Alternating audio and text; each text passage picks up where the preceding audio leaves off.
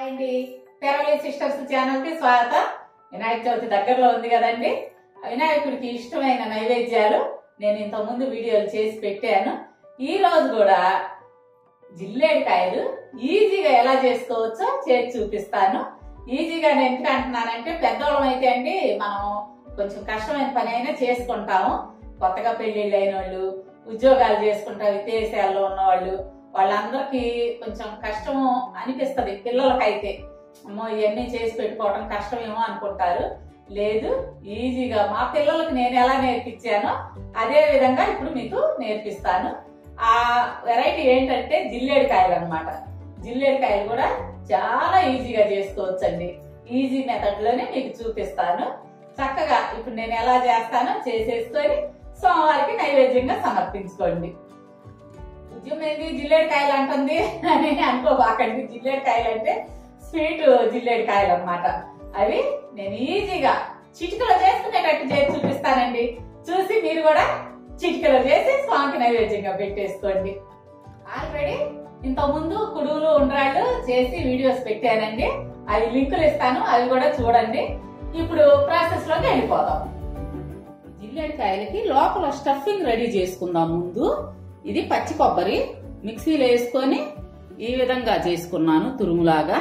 మీరు విడిగా తురుముకో అవసరం లేదు, మిక్సీలో వేసుకొని ఊరికే ఒక నిమిషం కూడా పట్టదులేండి, అట్లా ఒక సెకండ్ తిప్పుకుంటే ఈ విధంగా పొడి అవుతుంది. ఈ కప్పుతో ఒక కప్పు కొబ్బరి తురుము తీసుకున్నాను. ఇప్పుడు స్టవ్ వెలిగించుకొని మీడియం ఫ్లేమ్ పెట్టుకోండి. మీడియం ఫ్లేమ్ పెట్టుకొని ఈ కొబ్బరి ఇందులో వేసుకుందాం.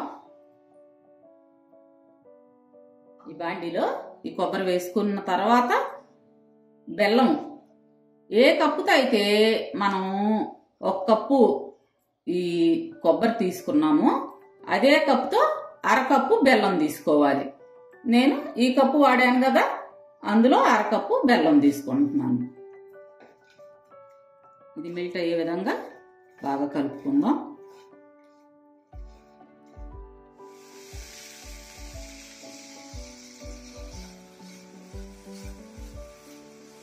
మాడకుండా ఈ విధంగా కలుపుతూ ఉండండి.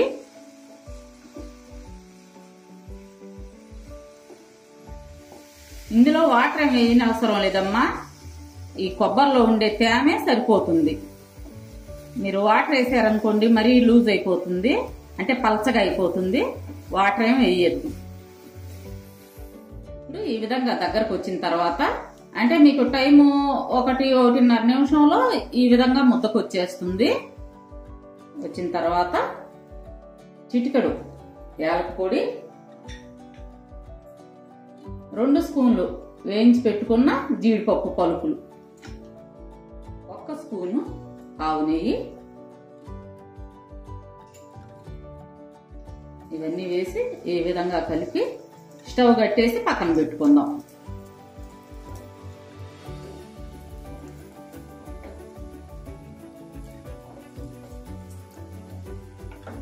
మనకిప్పుడు జిల్లేడికాయలకి స్టఫింగ్ రెడీ అయింది. దీన్ని కొంచెం ఆరనిద్దాం పక్కన పెట్టి. ఇప్పుడు పైపూత రెడీ చేసుకోవాలి కదా, ఇది ఆరేలోపు మనం పైపూతకి రెడీ చేసుకుందాం. ఇప్పుడు స్టవ్ వెలిగించి బాండి పెట్టుకొని అందులో వాటర్ పోసుకోవాలి. ఇప్పుడు ఈ కప్పుతో 1 కప్పు వాటర్ తీసుకోండి. మీరు ఏ కప్పు వాడతారో ఆ కప్పుతోనే వాటర్ కూడా తీసుకోవాలి. తీసుకొని ఇందులో అంటే ఈ బాండీలో ఒక అరకప్పు వాటర్ పోయండి. బియ్యం పిండి, ఈ బియ్యం పిండిలో ఇంకో అరకప్పు వాటర్, ఈ విధంగా బియ్యం పిండిని కలుపుకోవాలి. మీరు పొడి పిండి వేసారనుకోండి మీకు ఉండలు గట్టి, చిన్నపిల్లలైతే సరిగ్గా రాదు, ఉండలుగా ఉంటది. పెద్దవాళ్ళం అంటే మనకు వస్తుందిలేండి, కానీ వాళ్ళకు కూడా బాగా ఈజీగా చేసుకునే విధంగా చూపిస్తున్నాను. ఈ విధంగా పిండిని వాటర్తో కలుపుకోవాలి. అరకప్పు వాటర్ బండిలో పోసుకోవాలి, అరకప్పు వాటర్ ఇందులో, మొత్తం మీద కప్పు అన్నమాట.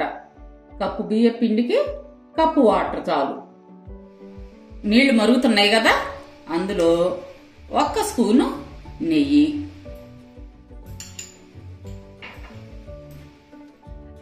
చిటికెడు ఉప్పు, 1 స్పూను నెయ్యి అన్నమాట.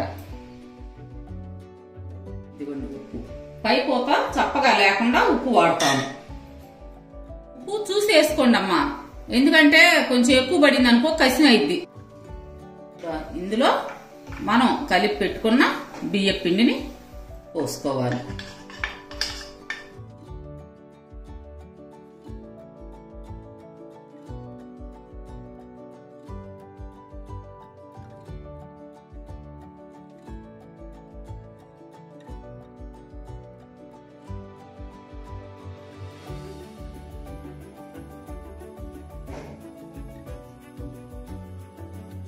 ఈ విధంగా కలుపుతూ ఉంటే ముద్ద వస్తుంది.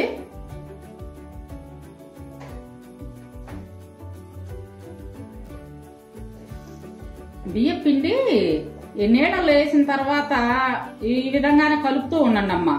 వేసేసి పక్కన నుంచి ఉంటే కనుక ఇది కూడా ఉండలు గట్టిపోతుంది, మాడుద్ది. అందుకోసం దగ్గరుండి ఈ విధంగా కలుపుకుంటూ ఉంటే ఇట్లా ఉండకొస్తుంది, అంటే ముద్దకొచ్చిద్ది. ఈ విధంగా ముద్దకొచ్చిన తర్వాత మనం స్టవ్ కట్టేసుకుందాం. దీన్ని కూడా కొంచెం ఆరనిద్దాం. ఇప్పుడు వేడి వేడిదంటే మనం పట్టుకోలేం కదా, కొంచెం ఆరనిస్తే మనం జిల్లేడికాయలు రెడీ చేసుకోవచ్చు. చూడండి పిండి ఎంత మృదువుగా వచ్చిందో. మనం డైరెక్ట్గా బియ్యం పిండి వేస్తే చిన్నపిల్లలకైతే అంతగా రాదు, ఏంటంటే ఉండలు ఉండలు గట్టిపోతుంది. ఈ టిప్పు పాటిస్తే కనుక బియ్యం పిండి నీళ్ళల్లో కలిపి పోయటం అనే టిప్పు పాటిస్తే మీకు చక్కగా మీరు కూడా బాగా చేసుకోవచ్చు, చిన్నపిల్లలు కూడా ఈజీగా. ఈ టిప్పు తప్పకుండా ఫాలో అవ్వండి అమ్మా. ఇది గోరువెచ్చలుగా ఉన్నప్పుడే ఈ విధంగా మర్దం చేసుకోండి. ఈ విధంగా కలిపిన తర్వాత చేతికి నెయ్యి రాసుకోవాలి.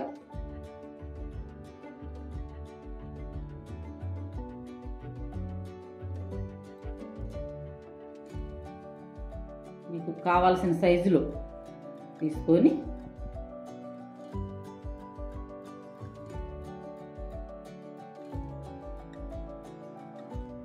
ఈ విధంగా తట్టుకుంటూ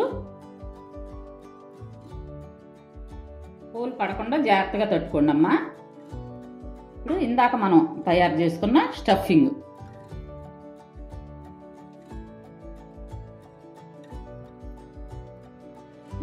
ఇట్లా అంచులు ఇలా ప్రెస్ చేయండి. చూడండి పూర్తిగా అంచులు ఈ విధంగా కవర్ చేసుకోవాలి. ఇంకోటి చేసి చూపిస్తాను.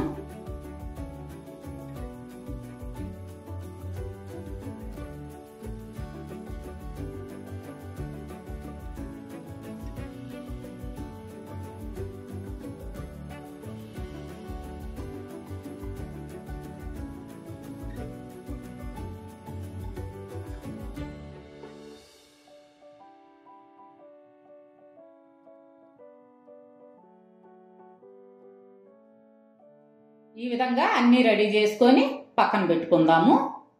ఇప్పుడు స్టవ్ వెలిగించి ఇడ్లీ పాత్ర పెట్టుకోండి. అడుగున నీళ్లు పోసి ఒక ప్లేట్ పెట్టుకుంటే సరిపోతుంది. మీకు ఇడ్లీ పాత్ర లేకపోతే వడబొట్ట ఉంటుంది కదా, ఒక గిన్నెలో నీళ్లు పోసి ఈ వడబొట్ట మీద మనం జిల్లేడికాయలు పెట్టుకొని మూత పెట్టి ఉడికించవచ్చు ఆవిరి మీద. నా దగ్గర ఇడ్లీ పాత్ర ఉంది, అందుకని ఇడ్లీ పాత్ర పెడుతున్నాను.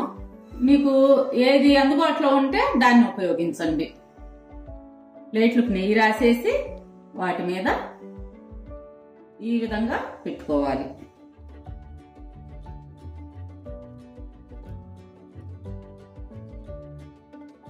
ఇట్లా మూత పెట్టి ఒక్క 5 నిమిషాలు మీడియం ఫ్లేమ్ మీద ఉడికించుకోండి.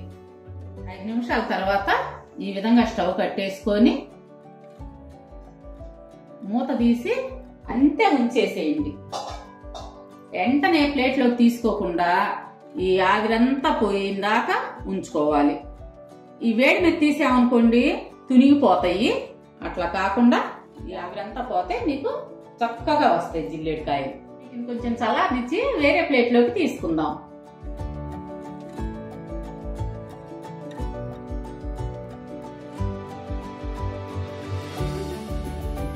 స్వీట్ జిల్లేడికాయలు ఎంత ఈజీగా చేశానో చూశారు కదా. మీకు చెప్పినట్టుగానే చిటికలో చేసేసాను. ఇదే విధంగా తయారు చేసుకొని మీరు స్వామివారికి నైవేద్యం పెట్టుకొని తిని చూడండి. అయితే ఇంకొక విషయం అండి, ఎక్కువ మాత్రం నైవేద్యాలు చేసి పడేయద్దు. మీరు ఎంత తినదలుచుకున్నారో కొంచెమేనండి స్వామివారికి పెట్టుకోండి చాలు. ఎందుకంటే కొంతమంది ఎక్కువ చేసి పడేస్తా అలా ఉంటారు, అది చాలా పాపం. అట్లా వద్దు, కొంచెమే చేసుకోండి, కొంచెం అన్ని రకాలు చేసి పెట్టుకోండి. సరే బుజ్జమ్మాయి, చూసారు కదండి, చెల్లి మంచి మంచి వంటలతో పాటు మంచి మాటలు కూడా చెప్తోంది. అవి విని మీరు కూడా పాటిస్తారు కదా. మరి మా వీడియోస్ మీకు నచ్చినట్టయితే లైక్ చేయండి, షేర్ చేయండి. అలాగే కొత్త వాళ్ళు మా ఛానల్ని తప్పకుండా సబ్స్క్రైబ్ చేసుకోండి. ఎప్పట్లాగే పక్కన ఉన్న బెల్ ఐకాన్ క్లిక్ చేసి ఆల్ అనే ఆప్షన్ ఎంచుకుంటే మేము పెట్టే ప్రతి వీడియో మీకు నోటిఫికేషన్ రూపంలో వస్తుంది. రేపు మరో మంచి వీడియోతో కలుద్దాం. అప్పటి వరకు బాయ్.